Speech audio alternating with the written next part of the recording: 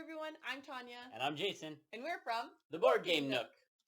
Today, we're going to be talking about a Kickstarter preview coming April 16th called Sacramancer. It's done by Shadowmyths Games, designer Doug Hobbs. It's 30 to 90 minutes, and it's a light strategy game. Exactly. First, we're just going to go over a general overview of the game. Jason's going to go over the rules and the theme, but I wanted to mention before we do all that this is a prototype game. So all the components that we played with might change, the board itself might change, even some of the rules. So keep that in mind. Yes, so with that being said, what is Sacramancer? Sacramancer is a light strategy game where each player controls a citadel to start and their own Sacramancer. They also have a handful of monsters that they can have do their bidding, and the object of the game is to be the last Sacramancer standing.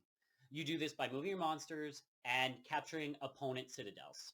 If at any point one person has all the citadels, you win the game. You're the top dog, the top Sacramancer. That's right. And it's, I have to say, it's a pretty fun experience. The theme itself, I loved the artwork. It's great. It's very dark, gritty. He did the artwork himself. I mean, I had nicknames for pretty much every single monster that we were playing with, except for Pico. Pico was the one that I always just called by his name. I don't really know why. But for the general overall story, we found it was sort of lacking, right? Well, I mean, the artwork really helps to bring you into the game. The monster, like Tanya was saying, Doug Hopp, he does all his own artwork, and the monsters look fantastic. So it helped draw you into the game, but I wanted just a little more theme personally, like just a little bit of history of the universe maybe, or I don't know, just a little more theme than you're a Sacramancer trying to kill somebody else. Mm-hmm. But, I mean, that being said, it is kind of simple. You're literally a Sacramancer going after other Sacramancers.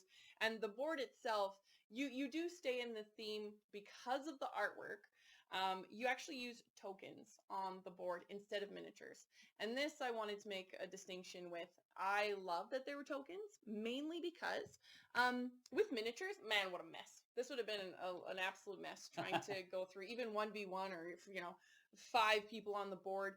It would be very clunky. So even with the little standees, guys, what do you call them? Yeah, standees, yeah.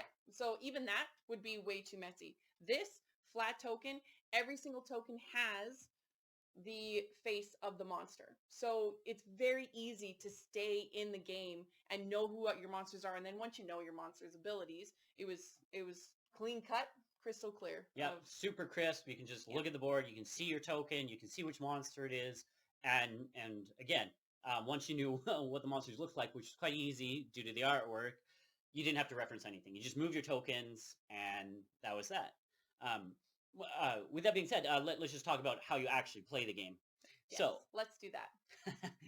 Each player's turn takes place over 4 phases. The first phase is kind of like a buff phase where you're going to cast a protection spell. You're going to put down a sanctuary, which acts sort of like a save point in case you die. Next, after you've done the protection phase, you get to do a movement phase. Movement is broken down into 2 portions. Your Sacramancer, can move himself, and your monsters can then move. Your monsters get 3 movement points that can be divided however you want. 1 monster can move 1 time, or 3 monsters can move 1 time each, or 1 monster can move 3 times, etc. Any variation. Once you've done all your movement, any hex location where there's multiple players, a combat will ensue. That's the 3rd phase of the game. Mm-hmm. So, which was nice. The combat phase I like because when you're using spells for some of the monsters, but with your Sacramancer you can use the spell, and monsters that have their own special abilities, and you're doing strategy, and it's kind of dudes on a map trying to take over. I did like the fact that it's great. It's clean cut. You use your spells if you are going to use them, and then you're roll and die, and it's a loser and a winner. Like you don't keep, oh well, I have this card, I have that card, I have this card. You guys know how much I hate that. This was roll the die, see what you get. One monster's dead, and the other one survives. Yeah, exactly. The way that it breaks down is combat has a very specific order. So your monsters will fight first. then your Sacramancers, then your monsters or Sacramancers will attack the sanctuaries, and then will attack the citadel. So, and it always follows the same order, and it will continue to follow the same order until only one player remains. So you never have to question or retreat or anything like that. It's winner take all, and you keep playing the rounds of combat until one person wins. Yeah, that's exactly. And that's pretty much the rules. There things that do change. I mean, if you're playing with more than one person, then if you do die, you have other things kick in, like regiments. Is that what they're called? Revenants. Revenants. There we go. And we'll get into that later. Yeah. For now, that's the basic overview of the game. Yeah. The first time Jason and I played this together, it was 1v1. And I have to say, just for you, Doug, I did this for you. I don't play games where Jason can simply slaughter me due to strategy and monsters and taking over the map. Okay, it's not a fun experience, and as predicted, 1v1, he slaughtered me. I had one monster on the board. He had like 7 or 8, and it was over quite quickly, and it was kind of a little bit of a slaughter. But saying that, I do have to say that when we were playing, I didn't feel helpless. So I didn't feel like, flipping the table and saying, I can't possibly fight against Jason. He's way too experienced and I'm just, kind of novice at this kind of thing. I didn't feel that way at all. I still felt like I had control. We played the game. I got killed. I didn't murder him. It went fine. Then we played 2v2, right? Yeah. Okay, so 2v2 was just the two of us playing, but we also had an AI character, so it was like a team of 2, and I don't know, it was my least favorite. What about you? The problem with that particular combination was your AI partner, just, you didn't know what they were going to do or how they were going to do it, because it comes down to the deck of cards, and as opposed to when we played it 2v2 with actual human players, you guys could strategize and work together. Anarchy. Yeah, with the AI, you couldn't tell him what to do. You couldn't strategize with him. You just kind of had to hope that he'd help out your plan. They were on your team in theory. They didn't attack you, is what ended up happening. But you couldn't, strategize with the help of your AI. No, that's not really the way it went. So it ended up being sort of, we were still just 1v1, with the AIs just running around doing whatever they wanted. Yeah, exactly. And then the other one that we played was 3 versus 2. 2 versus 3. So, yes, we played it. We tried it out co-op. Yeah. It as stated before, it wasn't very good with 4 players versus 1 AI. It was not a good experience. It was just too easy and just not worth it. But when we played it with 2 human players, co-op, Tanya and I, we threw in 3 AI opponents, and it was quite fun. Yes, that one was my favorite. Yes, I have to say, actually, that was my favorite combination, too. Mainly because he wasn't the one slaughtering me. We were slaughtering things together. But at the same time, I don't know, I just kind of wrote it off as, we're fighting AIs. Like, we're going to win this. It'll be fine. And in fact, it was very surprising what ended up happening. I mean, it really was a fun little experience. Jason was pushing back against his AI. His AI took over his citadel. Jason went back and pushed over his citadels. It was fun. And then in a series of very unfortunate events, the AI opponent took me out. Yeah, that was great. Citadel by citadel. Left me all alone on the board. And I was eliminated, which wasn't too big a deal in this particular case, because there were still AI opponents, which then I just controlled the AI going So Jason forward. still had something to do, which is another pro I have for this game, is that when Jason was kicked off the board, he didn't just stare as we finished off this game. He then just kind of took over the cards and what the AIs were doing, and so you're still involved in the game. You're still invested in the game because you want to know what's going on, and the bombs that are being dropped left, right, and center. That was great. So we definitely preferred that. Like, the 2 versus 3 was nice.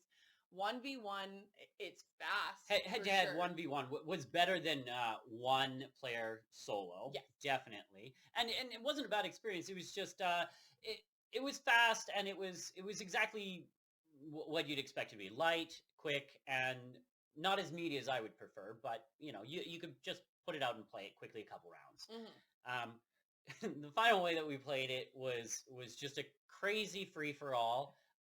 4 human players and 1 AI, and it was We all verse each other. it was just a pure anarchy, That's right. a pure mess of monsters and players, and it was fun.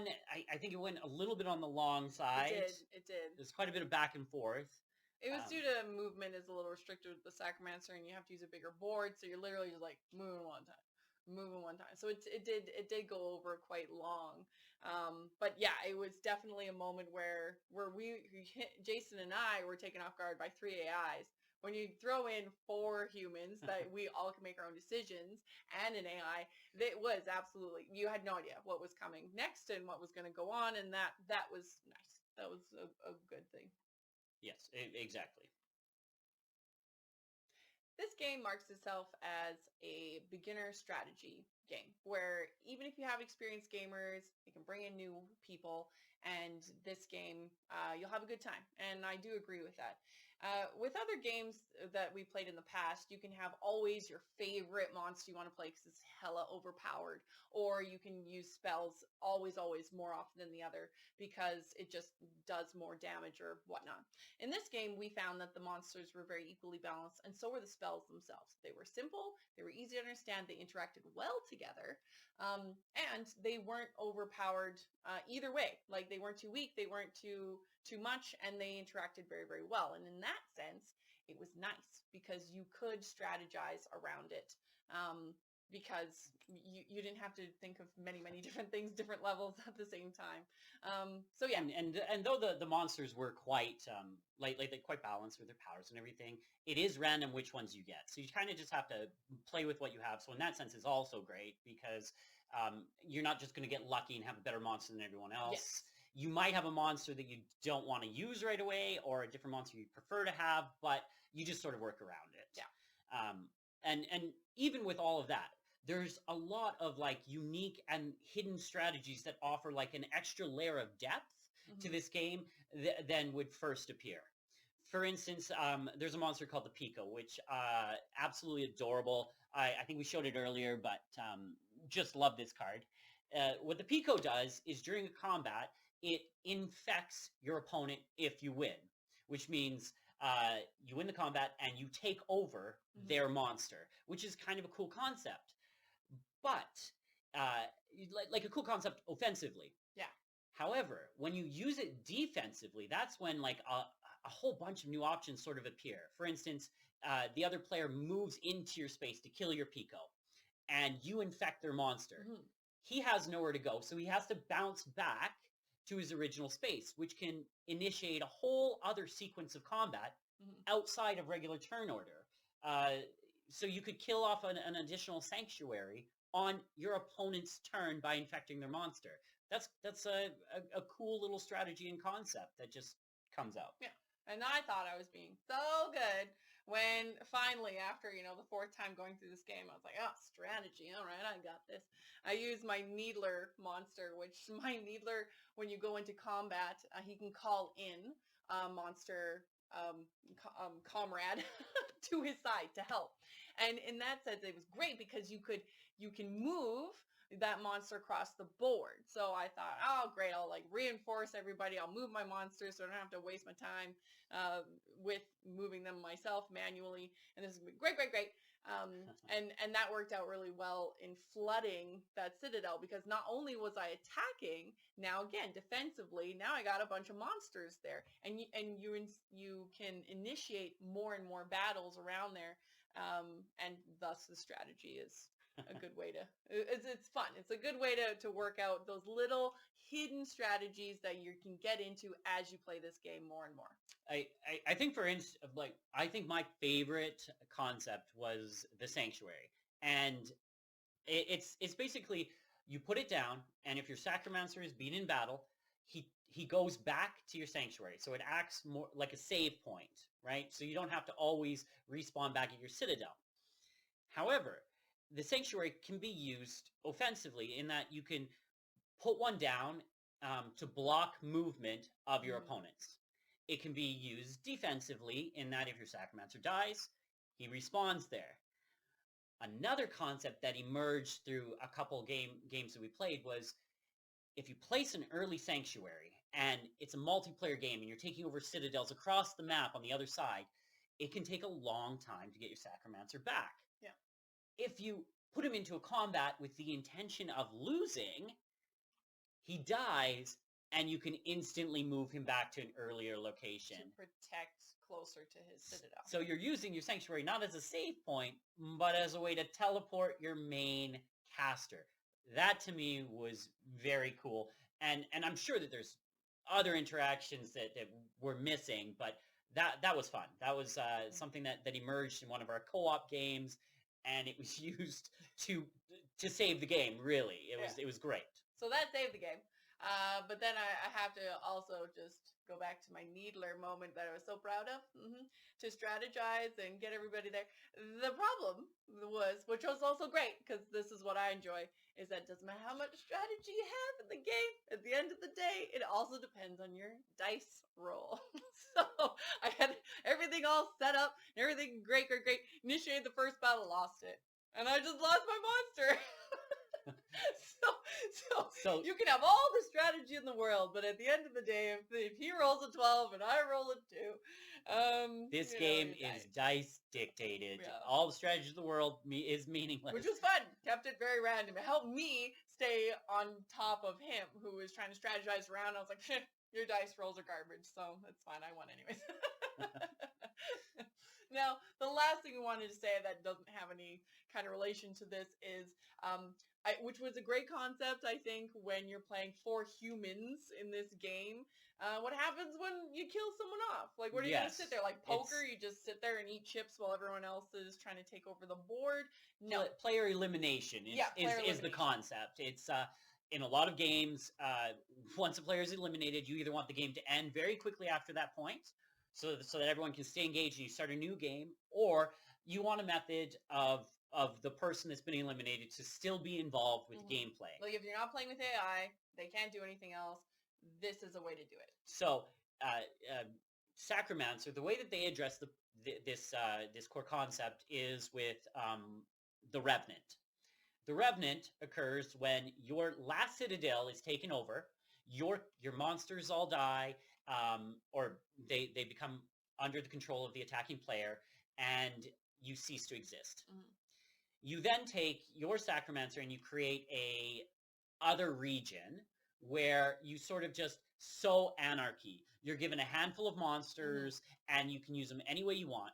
You can attack. You can attack. Make Kingmaker. You can do whatever. You can no longer win the game, but you can accumulate points by killing other players' monsters. And then you sort of just play a game by yourself where you count how many other monsters you do and basically how much discord can you sow while the game is still being played. And the thing is we're talking about that two-headed beast again, right? So in certain scenarios, that was actually great, right? Because that person was not bored and they could participate, and it made it interesting and whatnot.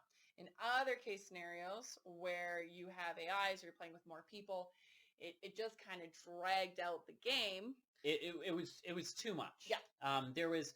So when we played 3 players free for all, when player 3 was eliminated, it was fun for them to stay in the game, move their monsters around, attack people, and also get vengeance on the player that eliminated them. Right? It was fun for them. They stayed engaged. When we played it at 5 players, it was a mess. Every player that was eliminated became a Revenant, which added more monsters to the board. They can't win, so they're really just in it to kind of wreak havoc, and you're just at this push and pull. They don't have Sacramancers. So. They can't attack citadels, so we ended up sort of in this predicament where the 2 players remaining in the game couldn't move their Sacramancers out of their citadel because the Revenants just kept killing them. That's right. And all their monsters had also been killed. So it was kind of a stalemate between the Revenants having board control and the 2 players just being like, oh no. Yeah.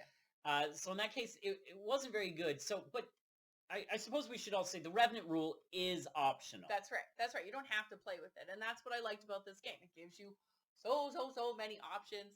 Sometimes just don't even take that option, but in other cases, yeah, it worked out really well. So in a 3-player game, fantastic. We just wanted to touch base on that. Yeah. In the gaming industry, there are many different games, many different genres.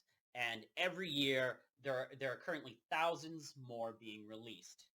So it's very challenging to give a game just a standard grade, like a 5 out of 10 or a 7 out of 10. Instead, I think it's an evolving concept where you have to address what a game intends to do, why it was created in the first place, and whether or not it accomplishes that goal. Exactly. Sacramancer sets out to be a lightweight strategy game that is accessible to new players, but also can be strategic for older players and puts them on the same footing. Does Sacramancer accomplish his goal? I think that is the overall question. Does it do what it sets out to do? And I'd say yes, right? Like it does. It doesn't promise too much. There are some little things that we have issues with. Can new players play this game? Yes.